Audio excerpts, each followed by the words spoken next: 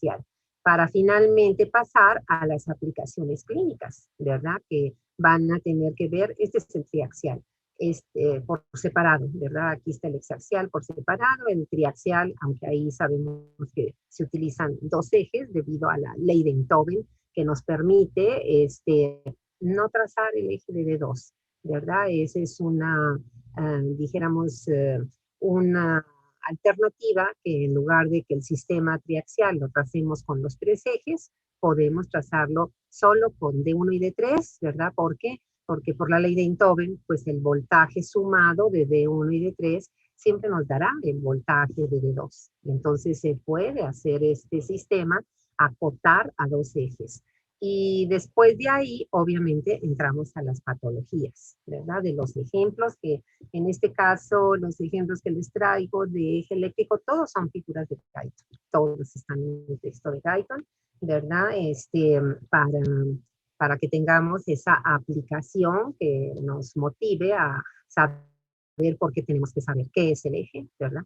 Cuál es su valor normal y cómo se va a calcular por los dos sistemas. Entonces, no sé en cuál diapositiva nos quedamos con ustedes o si pudimos avanzar más después de ver lo relacionado con los ejes, las desviaciones del eje, que en ambas diapositivas, las lesiones que vimos son hipertrofia ventricular, y en este caso, la regla que debemos de recordar es que la desviación del eje me indica, me señala qué ventrículo es el que tiene la afectación. ¿Y cuáles son esas dos afectaciones? Las que están puestas en estas imágenes de Guyton, que son del lado izquierdo la hipertrofia. En este caso, pues como el eje sale, así como lo vemos en el cuadrante superior izquierdo, el eje tiene valor en grados negativo, eso significa está desviado a la izquierda. Y por lo tanto, el ventrículo que está hipertrofiado es el izquierdo, ¿verdad? ¿Y qué lo puede hipertrofiar? Pues muy frecuentemente, como lo dice aquí, la cardiopatía hipertensiva. Eso quiere decir pacientes que desarrollan hipertensión arterial. A largo plazo, el trabajo, que de por sí es mucho mayor para el ventrículo izquierdo que el derecho, pues el trabajo va a tener que ir aumentando.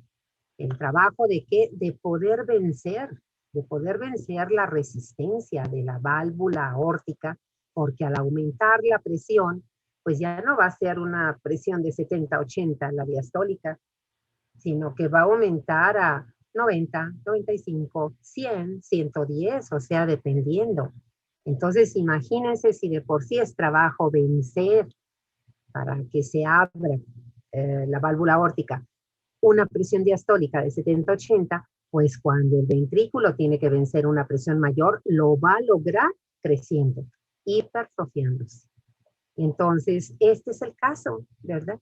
Nos va a salir eje, un eje eléctrico del corazón desviado a la izquierda.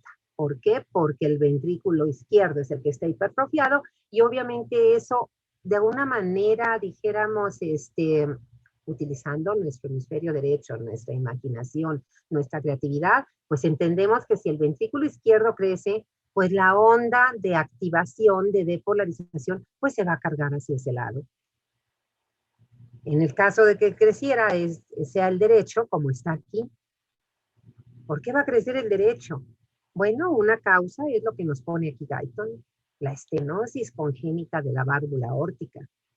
Nosotros ya sabíamos que es una estenosis, ¿verdad? Y sabíamos que una válvula estenótica está fibrótica. Sus válvulas se fibrosaron, ¿sí? Entonces, ¿qué significa? Que va a costar mucho trabajo que se abra y cuando lo hace, no lo hace de todo completo. Y entonces el ventrículo también va a tener que ejercer el derecho ahora más gradiente, va a tener que ejercer más presión para poder lograr abrir mejor a esa válvula estenótica. Tiene que hipertrofiarse y la prueba ahí está.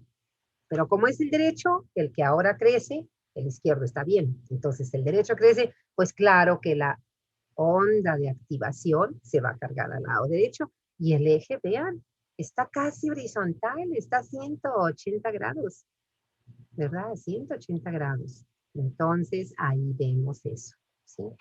En el caso anterior, que es la cardiopatía hipertensiva, aquí acuérdense de que podemos utilizar, y de hecho háganlo, los parámetros que hemos aprendido, ¿verdad?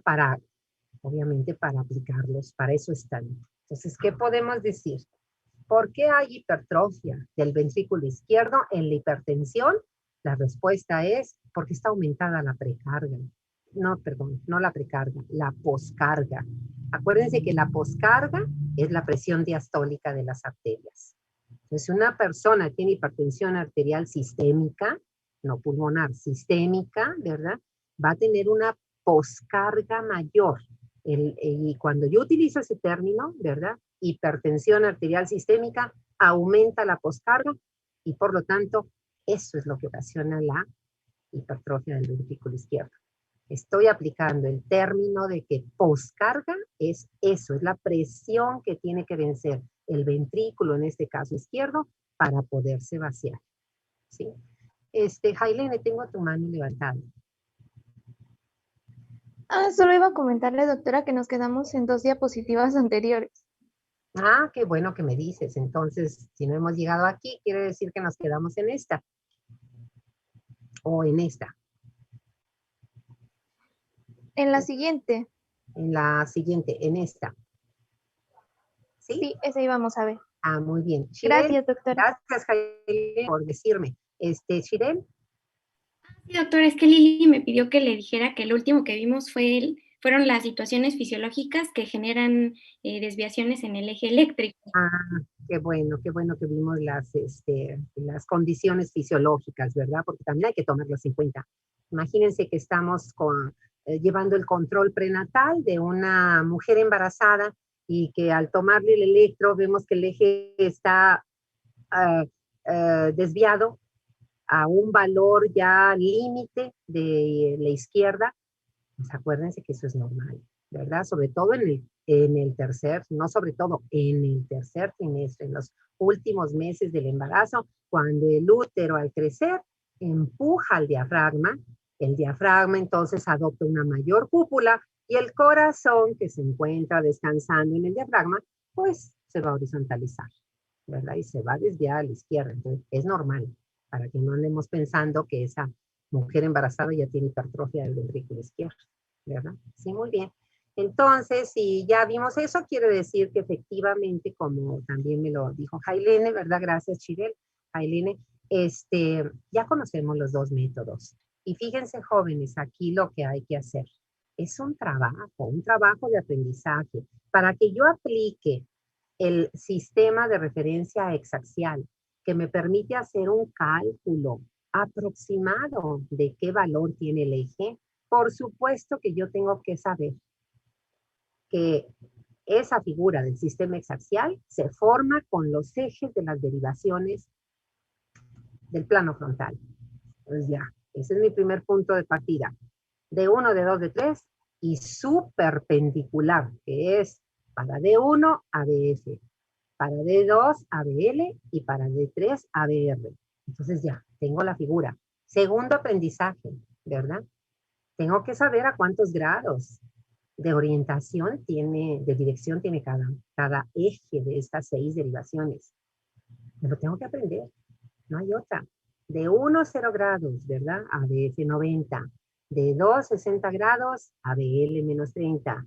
De 3, 120 a BR, ahí lo puedo manejar, 210 o menos 150. Una vez que ya tengo ese aprendizaje, ahora me aprendo el procedimiento.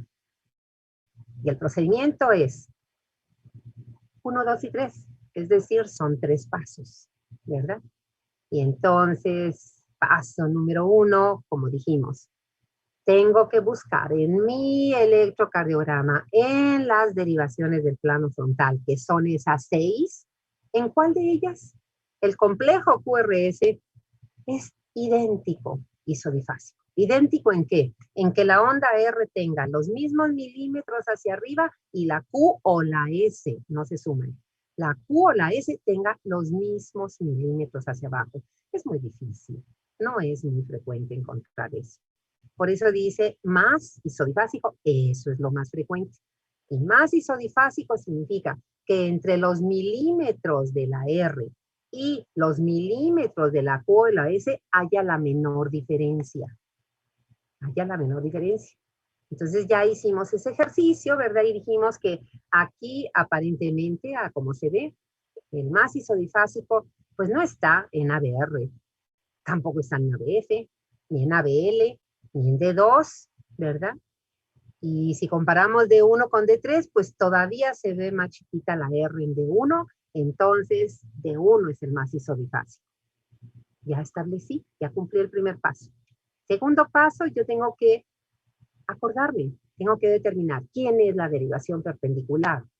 De D1 es ABF, o sea, ya tengo que saber. Y si hubiera encontrado el complejo en ABF, es viceversa, la perpendicular es D1. Y tercer paso, pues por eso tengo que saber a cuántos grados se encuentra el eje de cada una de estas 6 derivaciones, porque el tercer paso me dice, ¿verdad? Que la dirección en grados del eje de cuál derivación, no en la que encontré el complejo, jóvenes, la perpendicular a esa. Entonces, si encontré el complejo en D1, la perpendicular es ABF. ¿A cuántos grados está ABF? 90. Ese es el valor del eje eléctrico del corazón. No es exacto, es aproximado. De hecho, si yo lo mido con el otro método, el triaxial, quizá en lugar de 90 me salga 80, ¿verdad? 80. Pero bueno, 90, 80, ¿qué bondad tienen? Pues que ambas cifras caen en el cuadrante inferior izquierdo. Que por la regla de los cuadrantes, ahí debe de caer el valor del eje eléctrico del corazón, ¿verdad? Y fíjense una cosa muy importante, jóvenes. El sistema triaxial, cuando uno ya aumenta su práctica, también uno puede ubicar en qué cuadrante, no a cuántos grados, pero uno puede ubicar en qué cuadrante va a salir el eje. Si yo tengo muchos pacientes que ver, me pusieron 15 pacientes y solo tengo 2 horas de consulta, ¿verdad? Entonces, de aquí a que saque mi papel, mi lápiz, mi borrador, mi estuche de geometría. Entonces, veo el electro. Entonces, ¿qué hago? ¿Verdad? Pues otra vez, ¿verdad? Si quiero utilizar el triaxial, pues me veo, ¿verdad? Voy a utilizar solo D1 y D3. En D2 no me voy a meter, utilizando o basándome en la ley de Entobin. Entonces veo en D1, la R es positiva. Ya tengo en mi hipocampo cómo se traza esa figura. Y ya sé que si R es positiva en D1, entonces el trazo de esa R va a ser del centro de la figura hacia donde está el electrodo positivo de D1, que es el del brazo izquierdo. No lo voy a trazar hacia el lado donde está el electrodo negativo, que es el derecho. Entonces eso ya lo tengo aquí. Entonces D1, ¿verdad? Positivo, está a la izquierda. Y luego me fijo en D3. D3, positivo, entonces me acuerdo del eje de D3. Lo positivo va hacia abajo, ¿verdad? Hacia abajo, o sea, hacia la pierna. Es el electrodo positivo, ¿verdad? El negativo, pues es el que está en brazo izquierdo. Entonces, fíjense, si ya tengo ese aprendizaje, yo veo este electro y yo digo D1 positivo, D3 positivo, hago mi esquema, mi mapa mental, y yo digo, el eje eléctrico va a estar en el cuadrante inferior izquierdo. En el cuadrante. Y sobre todo, si como vemos, el voltaje, que eso también cuenta, es normal. Fíjense cómo ahí sí está normal. Vean el tamaño de D2. Fíjense, ¿verdad? Ahí son 2 cuadritos y medio. Entonces, 12, 13 milímetros. 12, 13 milímetros, ¿verdad? Lo cual significa 0.12 o 0.13 milivoltios. No, ¿verdad? 12, 13 es 1.2 o 1.3 milivoltios. Claro, ¿verdad? Luego, vean en D1. Bueno, el voltaje se cuenta no del fondo de la Q al pico de la R, se cuenta a partir de la línea isoeléctrica. Entonces aquí, pues, 5 cuadritos. ¿De qué voltaje es? 0.5. Y en D3, pues, si mucho, vean esta segundo y tercer y segundo, tercero y cuarto R, 7 cuadritos. Ah, bueno, pues si tienes 0.5 y en D3 0.7, pues claro que el voltaje total es el que tiene D2, 1.2, ¿verdad? 1.2 milivoltios. Y entonces, si están los QRS de altura normal, pues es seguro que el eje va a estar razón de más en el cuadrante inferior izquierdo y es normal.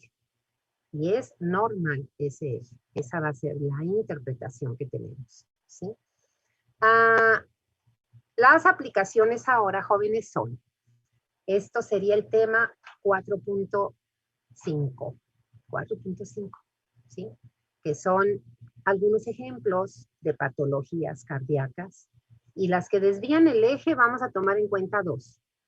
Uno es la hipertrofia ventricular y la segunda patología es el bloqueo de rama de haz de His. Eso es lo que va a estar en esta diapositiva y va a estar en la siguiente. Estas dos diapositivas. La imagen, la figura del lado izquierdo, yo aquí lo tengo en inglés. Acuérdense que a veces me gusta ponérselo por aquello del doble beneficio. Que no sé cómo se escribe desviación o eje o izquierdo o corazón o hipertensivo. Pues cópialo en inglés. Es un doble beneficio, ¿verdad? Entonces, ¿qué me está diciendo? Miren. Vean la figura primero, vean otra vez, solo están ocupando el eje de D1 y de D2, perdón, de D1 y de D3, ¿verdad? Aquí no se cumple la ley de Beethoven y no se cumple porque estamos en una patología que es la hipertrofia ventricular. ¿Y qué me dice el pie de figura? Que este paciente desarrolló la hipertrofia del ventrículo izquierdo debido a que desarrolló hipertensión arterial sistémica. Se representa con iniciales HAS mayúsculas, en clínica es hipertensión arterial sistémica. Entonces lo que hemos dicho hace un rato, sucede que en lugar de 70-80 de diastólica va a aumentar. Eso quiere decir poscarga aumentada para el ventrículo izquierdo. Y eso lo va a llevar a la hipertrofia. Es la cardiopatía hipertensiva, joven. Y entonces, ¿qué sucede? ¿Cómo sabemos qué datos tiene este registro de hipertrofia? Tiene dos, ¿sí? Quizás hasta 3. 1, el eje, jóvenes. El eje, ahí yo les puse la flecha. Gaitor no tiene la flecha azul, yo se las puse. Esa flecha, ese vector, está señalando la dirección del eje eléctrico del corazón en ese paciente. Cuadrante izquierdo, pero superior. Entonces, el eje está negativo. Y en la regla de los cuadrantes, si es negativo, el eje está desviado a la izquierda, ¿sí? Ahora, por si fuera poco, ¿qué otros datos de hipertrofia? Ve el voltaje de la onda R. Velo en D1. Debe de ser de un cuadrito y aquí está rebasando o llegando a 3 cuadros. Es el triple de voltaje. En lugar de medio milivoltio, tiene 1.5 milivoltios. Ve el voltaje en D3. En D3 igual, ¿verdad? Toma la línea isoeléctrica y ve 1, 2, 3 cuadritos. O sea, son QRS de alto voltaje. En D3, en D1 es ventrículo izquierdo. Si estuviera en D2, es ventrículo derecho. ¿Por qué? Pues por el triángulo de Enthoven, jóvenes. Por el triángulo de Enthoven. D3, acuérdate, forma el lado izquierdo del triángulo de Enthoven. ¿Por qué en D1? Porque la derivación está registrando en ese sentido, está registrando de derecha a izquierda. Claro que ahí es donde crecen las ondas del complejo QRS. Y otra cosa que pudiera, aquí no está tan aumentada, pero en un momento dado también la amplitud. Entonces, jóvenes, ¿qué vamos a hacer? Esos son los criterios de normalidad del complejo. Criterio de normalidad en las derivaciones estándar al menos, ¿verdad? Que las podemos puntualizar muy bien. Ley de Enthoven. D1 es igual, perdón, D2 es igual a D1 más D3. Pero para que no me quede volando de decir qué estoy sumando. ¿Estoy sumando números arábigos? ¿Estoy sumando las letras D? ¿O qué estoy sumando? Voltajes, jóvenes. Los voltajes del QRS que básicamente se refiere a la onda R, sobre todo. Entonces, fíjense, ¿Cuál debe de ser? El voltaje en D1, decíamos, alrededor de medio milivoltio. ¿Cuál el voltaje en D3? Alrededor de 0.7 milivoltios. Para que sumados me den el voltaje normal de D2, que está alrededor de 1 a 1.2. Aquí está en 1, bueno, máximo es 1.2.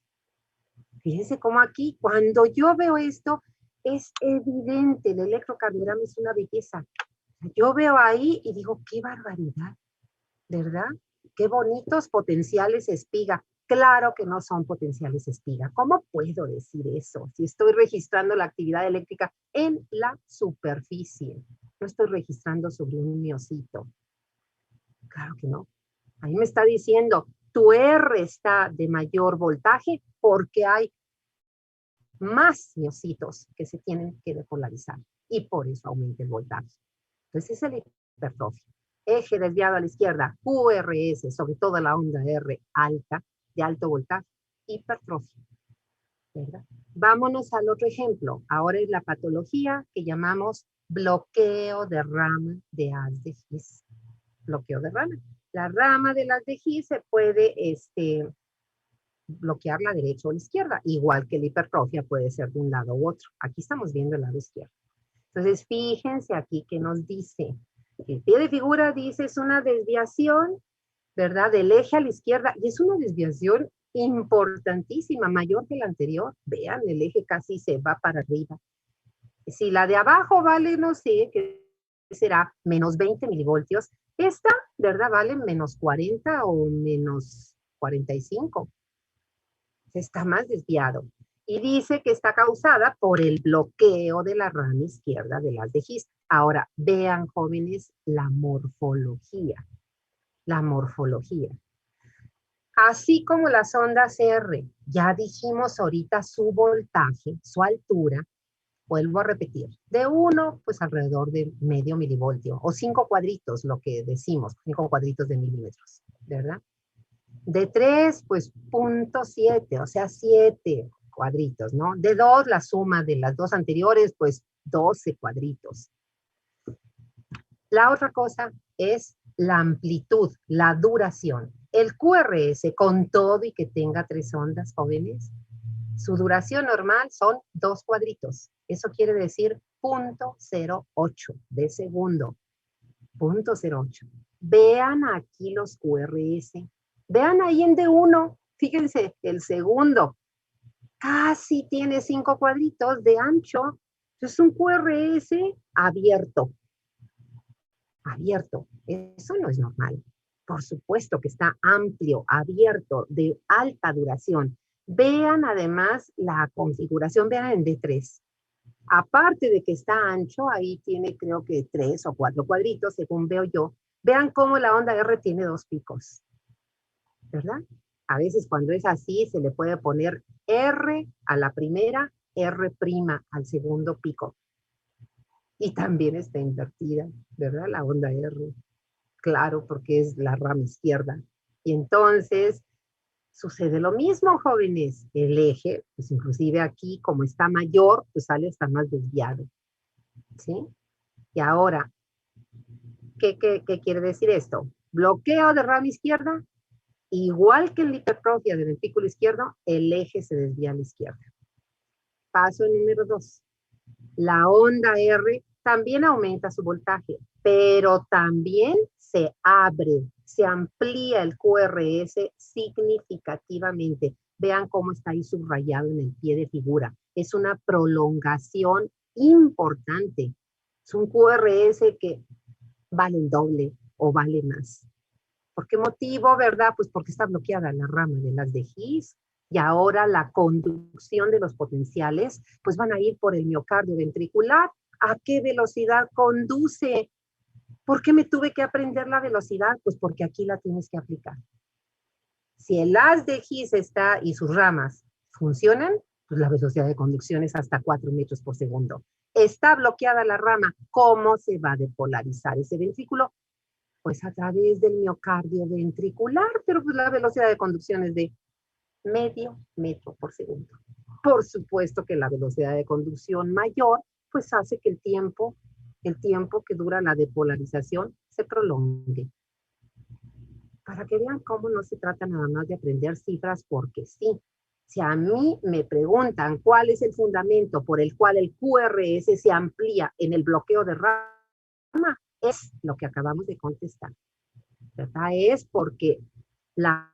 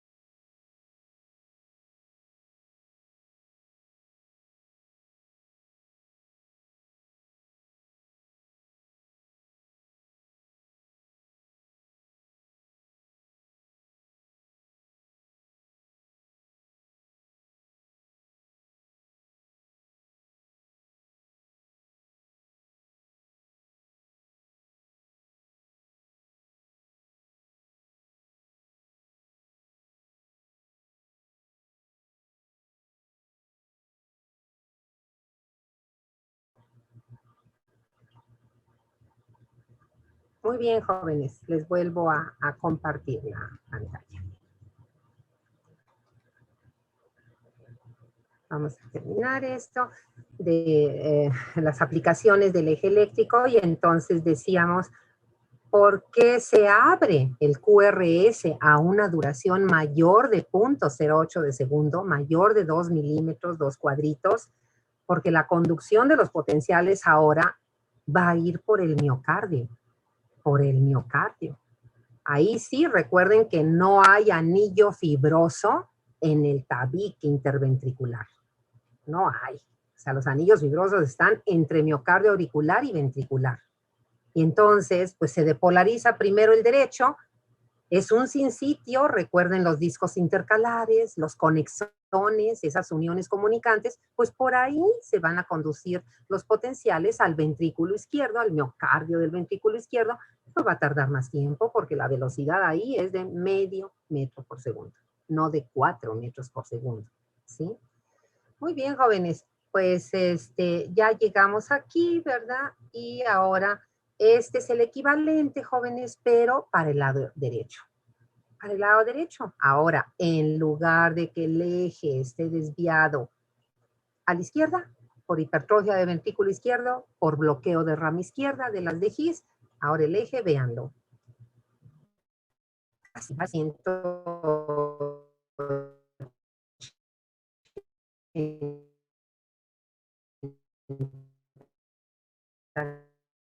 grados, ¿no?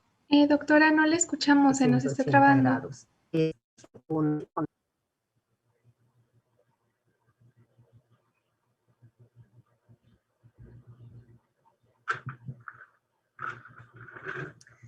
Lili, oí que no me están escuchando. Ahorita no se escucha bien Sí, lo sonido. último ¿O que ya? estaba comentando no se escuchaba, pero ahorita ya volvió, ya le escuchamos bien de nuevo. Bueno, es que les decía que tuve que contestar una llamada del teléfono, una disculpa.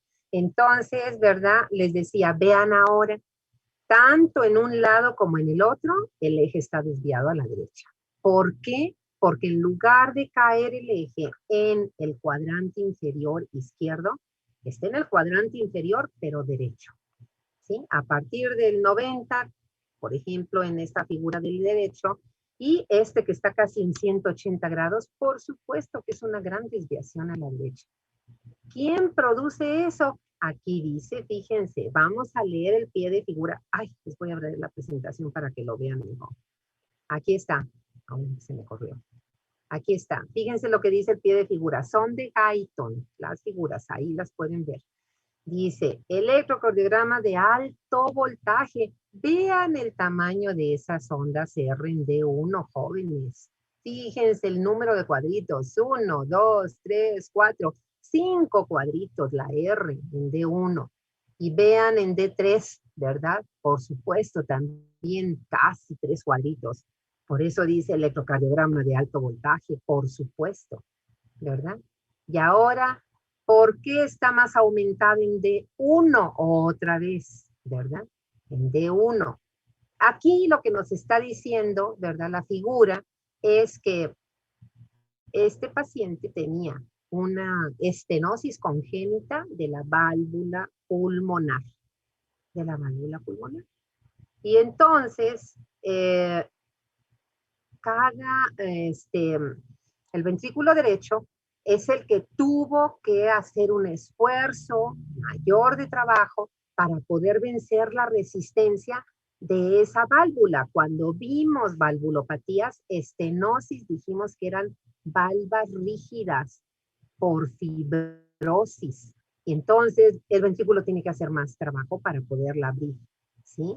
Entonces ahí vemos, ¿verdad?, cómo esta onda R negativa, además, enorme en D1. ¿Y por qué negativa? Jóvenes, pues porque al estar crecido el ventrículo, ¿verdad? En ese ventrículo, pues ocupa más intensidad dijéramos, más fuerza, más intensidad en su depolarización para poder excitar todo su miocardio hipertrofiado, toda la cavidad hipertrofiada. Y luego vean, jóvenes, cómo se traza el eje. D1 negativo, pues ahora quiere decir, ¿verdad?, que el eje se va a trazar hacia la derecha, o sea, la figura, acuérdense que es frontal, entonces se va a trazar hacia donde está el polo negativo. Y luego D2 negativo, acuérdense, ¿verdad? Si en D3 está, perdón, D3 positivo, se va a trazar hacia abajo. Y luego cruzo las dos líneas, pues ahí ese eje me sale prácticamente en 170 grados. En 170 grados. Si yo quiero hacer el cálculo mental, igualmente, yo digo D1 negativo, pues ahora D1 está a la derecha.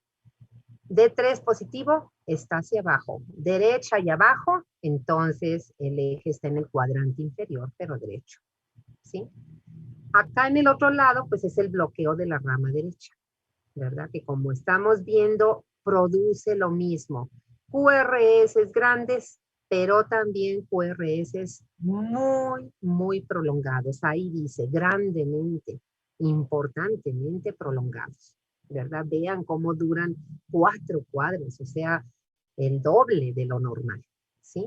Entonces, la conclusión en esto, jóvenes, es que hipertrofia y hipertrofia ventricular y bloqueo de rama de haz de His, la desviación, esa es la regla mnemotécnica, la desviación me indica el lado afectado. El lado afectado. Si el eje está desviado a la izquierda, puede ser entonces hipertrofia del ventrículo izquierdo o bloqueo de rama izquierda de las de His. Si el eje está desviado a la derecha, entonces hipertrofia del ventrículo derecho o bloqueo de rama derecha de las de His. Esa es la interpretación, ¿verdad? QRS de alto voltaje, sobre todo, ¿verdad? Hipertrofia ventricular, aunque también el bloqueo lo produce. Pero el bloqueo, acuérdense, predomina, ¿verdad?, en el bloqueo, la prolongación, la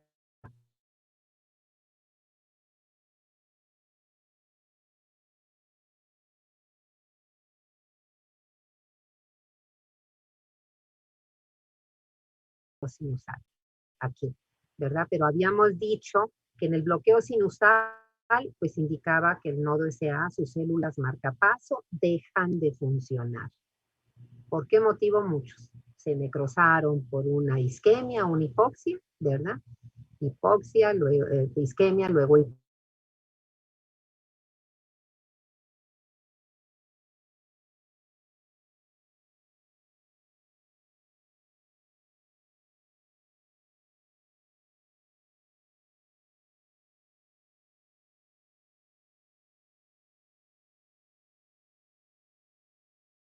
normal. Ahora es un ritmo ectópico que se llama nodal. Y cuando damos ese diagnóstico, ¿qué vamos a ver en el electrocardiograma? Ya lo habíamos dicho, ¿verdad? La frecuencia cardíaca, pues baja, porque el nivel de autoexcitabilidad rítmica de este nodo es entre 40 y 60 máximo. O sea, hay una bradicardia leve a moderada, ¿sí? ¿Qué otra cosa vamos a ver? Pues más bien no vamos a ver. Hay ausencia de la onda P en todas las derivaciones. Solo habrá QRS y T.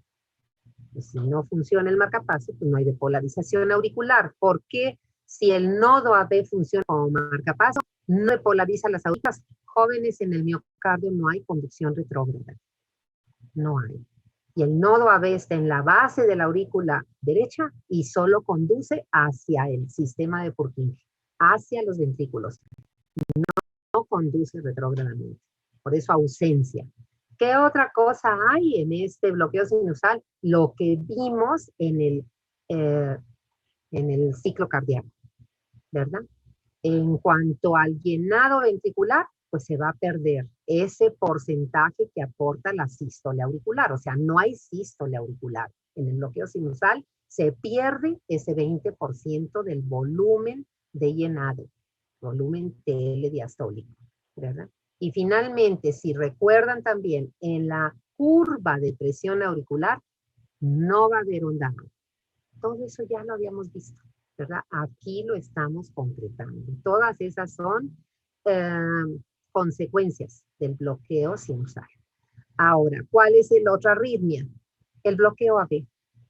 Y entonces resulta que este bloqueo es un bloqueo que tiene 3 grados de evolución, desde el más leve, que es el primer grado, hasta el más severo. Los 2 primeros son incompletos. El tercero es completo, es total. ¿Y qué quiere decir eso? Bueno, recuerden que el nodo AB, con sus fibras asociadas, es la estructura por la cual se conducen los potenciales de aurículas a ventrículos. Es el único sitio. Recuerden que los anillos fibrosos valvulares impiden que haya comunicación o conducción de potenciales de miocardio auricular a ventricular. Entonces, primer grado, como que empieza a bloquearse este nodo de una manera leve. ¿Y en qué se observa eso? En el electrocardiograma. La única alteración en el bloqueo de primer grado, ahí está a un lado del recuadro. Dice, ¿verdad? Bloqueo cardíaco de primer grado. ¿Y qué alteración está marcando esa figura? Un intervalo, no le vayan a poner segmento, por favor. Intervalo PR prolongado. Mayor a, pues ahí le pongo las cifras del límite superior. Y si el superior lo manejo con .20, pues mayor a .20. O .21, como algunos autores lo dan como máximo.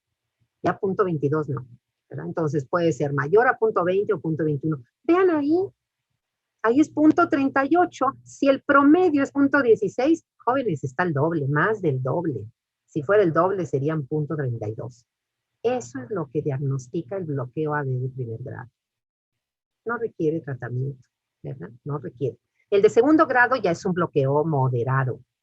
¿Cómo se observa? En el electrocardiograma, vean.